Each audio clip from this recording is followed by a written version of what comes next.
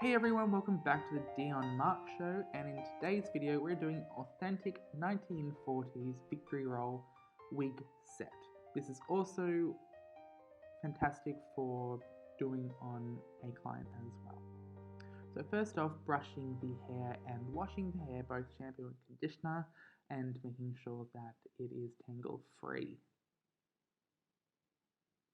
Grabbing some Olaplex number 6, I am grabbing a decent amount of that and I am applying it through the hair, working it in from about mid-length to ends. Grabbing some Bedhead Ego Boost Split End Sealer, I am grabbing 2 pumps of that and I am dispersing that through the hair mid-length to ends as well.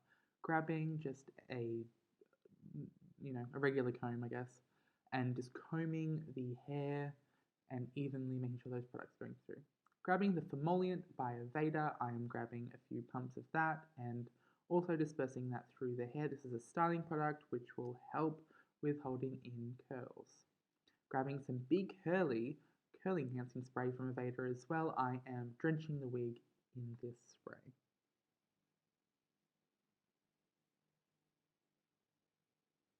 Grabbing some GHD thermal protecting spray, I am thoroughly hydrating the hair with this product. We are going to be putting this under a dryer, so I'm really wanting to make sure the hair remains healthy. And before anyone else, no, I'm not using too many products. Now I'm refining my part section. I'm parting it on the wig's right hand side and my left hand side, for those who would like to know that. Sectioning the hair into 3 sections, just where, if you're doing it on a person, it would be where your ear is on both sides, and then straight through the top where the crown is. So taping the section, or clipping the section, I should say, away, I am then working on one side at a time. So I'm grabbing my first roller. These are green Swiss rollers. They are pretty much the essential roller for anything vintage related. That is the perfect size. So I'm grabbing my section here, as you can see, combing it thoroughly. I have completely saturated it in setting lotion. My setting lotion is 20% liquid hairspray to 80% water. Wrapping the hair around the roller and pulling quite tight as I roll it inwards. Grabbing a florist pin, I am pinning it into the wig.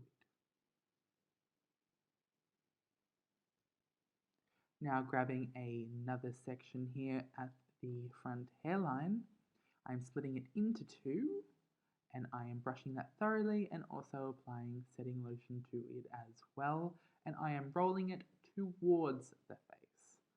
Towards the face, not away from the face. This will add volume.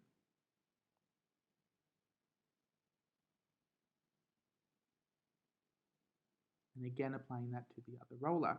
Now moving on to another section. Again, I am just grabbing another section the size of the roller width, hydrating it thoroughly in setting lotion and wrapping the roller on.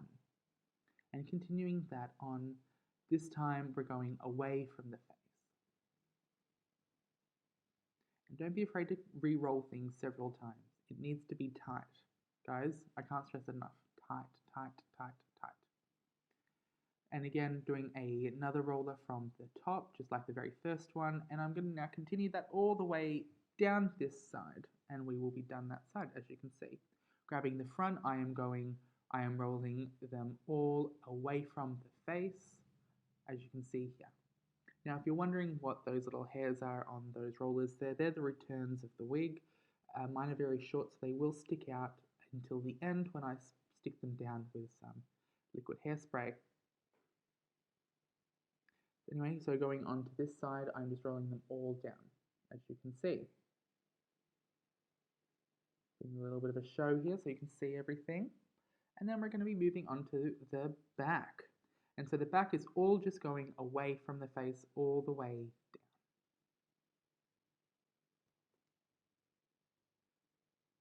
Make sure you comb every section that you use. Remember, we want the hair tight, uniform, and kink free. Now my hands are very slippery at this time, so I had to keep doing it and drying my hands. I was doing several wigs at once, by the way.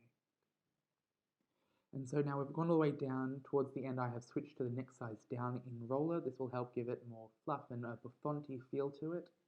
And I am now rolling the hair towards the face on the nape. I will re-roll that one because I didn't section it correctly. You'll see that right now. So I'm just rolling the bottom one down, pinning that in. You can see some hairs there on the other side, so that will be re-rolled into that one I was just rolling before.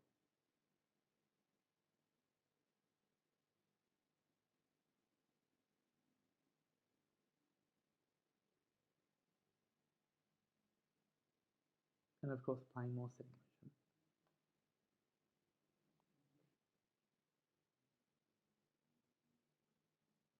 Now that everything is thoroughly in rollers, we are now going to put this in a dryer.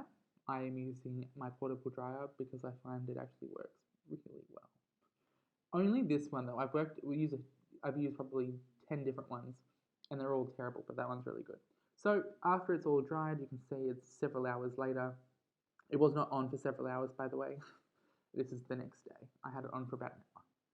Anyway, so now I'm grabbing the 3 bottom rollers that I had set and I am brushing the ends around my hand and I am brushing this out. I am brushing the bottom section with 3 because I am wanting it to have a little bit more of a puff, I guess would be the right word, puff, buffonty, volume.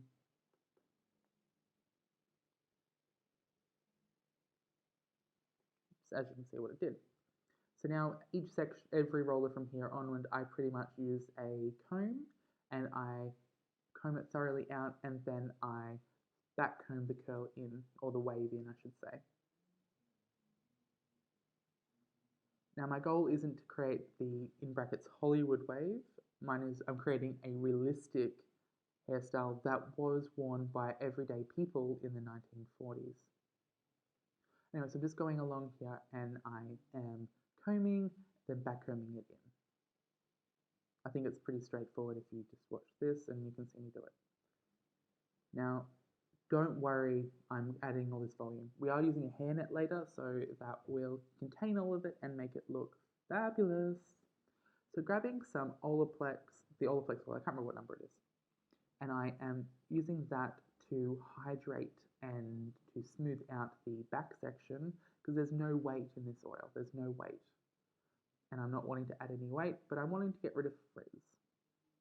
Not that there is really that much frizz, but you know, you can all see. Grabbing a brush now, I am now going to brush the hair. Using the brush is really important, by the way, and not a brush that has too many bristles. If you want me to do a video on what brushes I use and what brushes to use, let me know and I'll do one. By the way, yes, I am in my pajamas and in a dressing gown throughout this entire video. Do not care if you judge me. Anyway, yes. Anyway, so moving on now to the right side of the wig, your left if you're looking at it. And I'm just taking all those rollers out.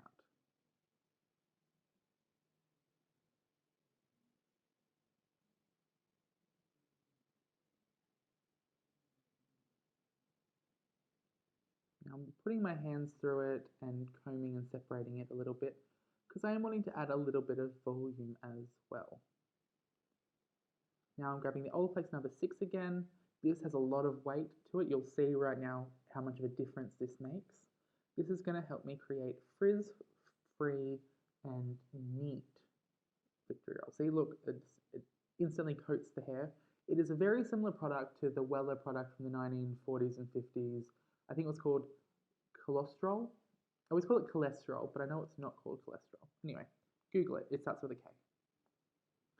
So now that it has much more of a wave to it, I am now brushing this into my victory roll.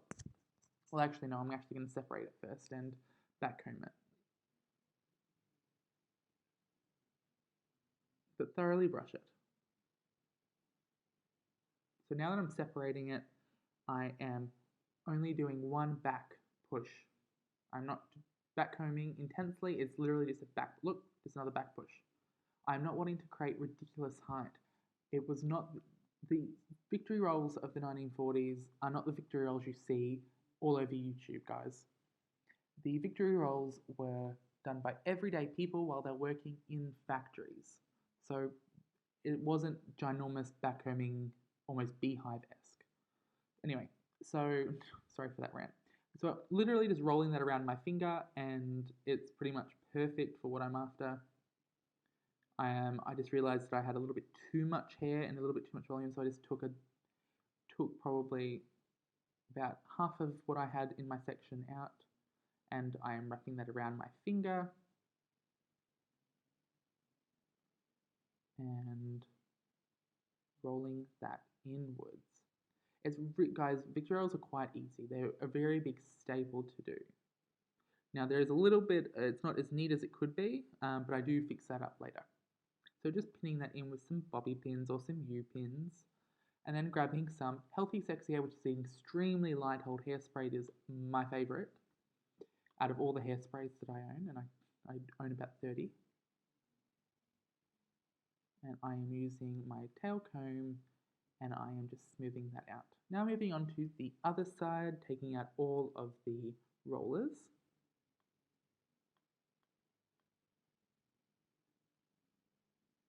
I'm basically doing the same thing that I did to the other side, so using that Olaplex number 6.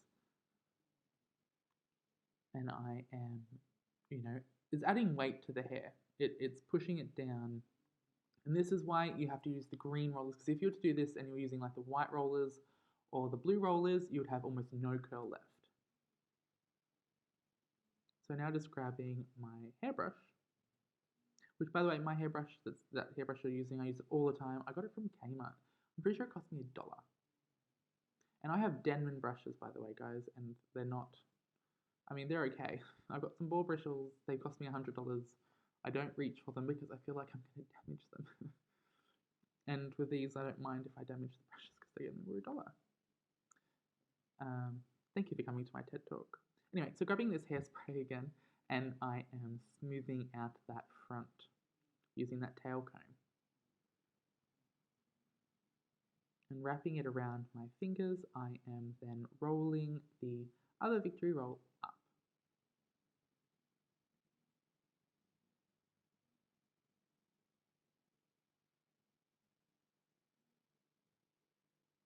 You can see here I'm holding and I'm sort of pushing it into the head a little bit while I grab pins. I do smooth it out later, so it's not the end of the world, but if it's any messier than what mine is, then keep going because it needs to be a little bit smoother. You don't want it any messier than what I've done. Otherwise, you're not going to be able to fix it later. So now I'm just grabbing 3 or 4 pins and I'm opening them and I am placing them in. Sorry guys, I couldn't film it from another angle. It is quite hard to actually do something professionally and film it by yourself. Anyway, as you can see, I'm just pushing the excess hair into the victory roll, and it is essentially making it look 100 times neater. And of course, I'm grabbing another pin and pinning the excess hair down. I should also note that no pins are visible. They should not be any visible. So grabbing that hairspray again, it's a very light hairspray. And I'm pretty happy with how that victory roll now looks. Yes, there's a little bit of straight hair there, but again, I'll fix that later. So now just taking out the rollers from the middle section.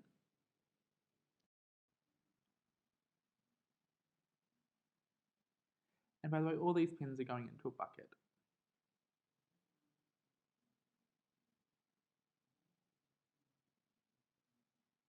Also, with the hair that comes off from the rollers, it feels a little bit crispy. Not crazy crispy, but a little bit. And that knows that curl is really set into that hair.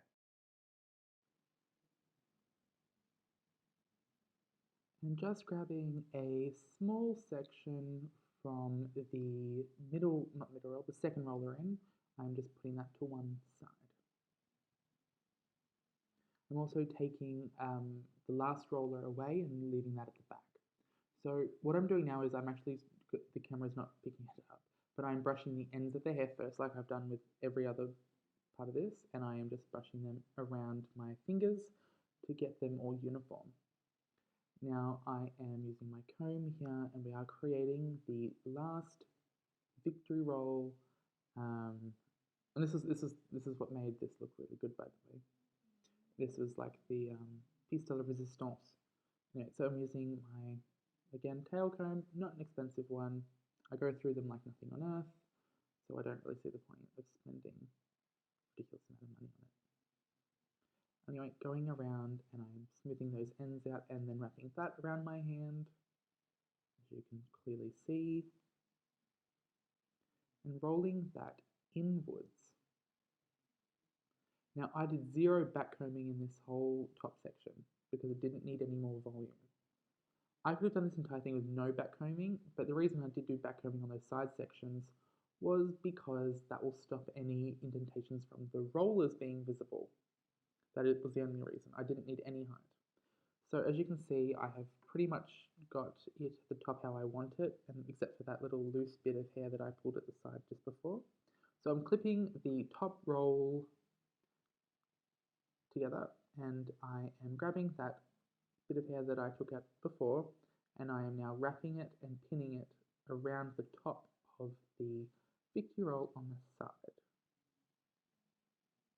This created that lovely M shape that you'll see at the end between those two victory rolls. And I mean, I'm using real people references. I need to repeat that actually. I don't know if have I mentioned that? No, I use real people references, not just Hollywood guys. I mean, look at high school photos of people from in the 1940s. That is how you will learn and see what is authentic. And so I'm just spraying any sort of flyaway hairs away. Again, this is an extremely light hold hairspray. Do not be going in with that got to be hairspray that is, or the fudge hairspray. Nothing permanent. This is really light and I can work with it, and I could spray half the can and I wouldn't have any issues, guys. Cool, so after the front section is done to my satisfactory, I am now just brushing the back. And as I said before, I did leave that last roller at the top to be used at the back. And that is just taming the hair a little bit. Now I am using a hairnet in this because that is what is authentic. This was a style created for factory workers to wear. So the idea is that the hair would be off the face, and therefore you could operate machinery without the hair getting caught and having an incident or an injury. So again, this hairstyle would have almost always, apart from in Hollywood movies, been worn with a hairnet or a snood.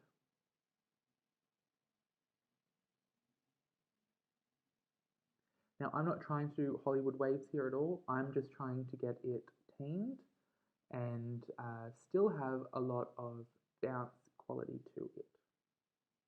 Again, I'm going ham with that hairspray. Again, it's really lightweight. I have never found a hairspray so lightweight and perfect. Guys, sexy hair, healthy sexy hair, you know, sponsor me. I use it all the time. I go through so many. It's pretty expensive too, actually. So now I'm just from the back, I am grabbing the hair up. And again, lifting from the bottom to the top is the authentic way of doing this. So I'm pulling it up to the top. I'm grabbing a pin. If you're doing this on a person's head, just grab a pin, like a U-pin or a fringe pin, and just pin that in. And then grabbing the sides and tucking them in. Now, you can fully get these to match the hair exactly the same color. You can dye them to match the hair so you can't actually see them. I actually like it if it's slightly darker. I think it adds a very, very authentic feel to the style. And I would also like to note that the victory rolls from the back still look really neat. That's really important. Don't just do a hairstyle that looks great from the front. If you're doing anything film related, the camera will always get the back. And as you can see here it is done. Everything is bobby pinned in, everything is looking pretty good. There was only one thing that I had to alter later on at the photo shoot this is for. And as you can see it just here, there's like that little bit of stray little hair, on the picture. Anyway, I fixed it up later. And as you can see, here's actually at the studio. Here's a behind the scenes from the photo shoot with the actress slash model wearing it. That is Bex. She is very talented. I've worked with her as an actor before, but she's also a very talented model, and she's with Giant Model Management, I think, from memory. I think she was saying. Anyway, so here is just some behind the scenes from the shoot. I don't have any of the images yet. I probably won't get them for a while. But anyway, how stunning does she look? There's the photographer that's coming in there now. You know, she's killing it. We weren't really going for something 1940s exactly, but I only my product is only from I only sell myself as doing the 1920s through to the 1960s. That's the only period of time that I really work in. So of course I'm doing something historically accurate because that is my thing. So as you can see, it's fixed up, and here's some credits for the people that were on that photo shoot, guys. So you can follow on Instagram, and you'll even be able to see, if you follow the stylist, you'll be able to see all the clothing labels. The clothing is actually from on her Instagram. Anyway, so I hope everyone enjoyed this video. I had a lot of fun doing it. It is my job to do. I have another video like this, but is a poodle style, authentic poodle style, by the way. So not just this YouTuber version or this beauty guru version, like an authentic style, which is what I do, is authentic styles. Coming as well, should be probably out next week, I hope, if I can be bothered editing it this week, if I have the time. So anyway, follow me on Instagram at Australian Wig Maker. You can also follow me on Instagram at Mr. Dion Mark. You can follow my my co-clothing brand slash design company called Atelier Blue, the Atelier Blue, I should say, on Instagram as well. And I hope everyone has a fabulous, what is this today? Today is Wednesday in Australia. Hope everyone has a fabulous Wednesday. Down signing out. Bye.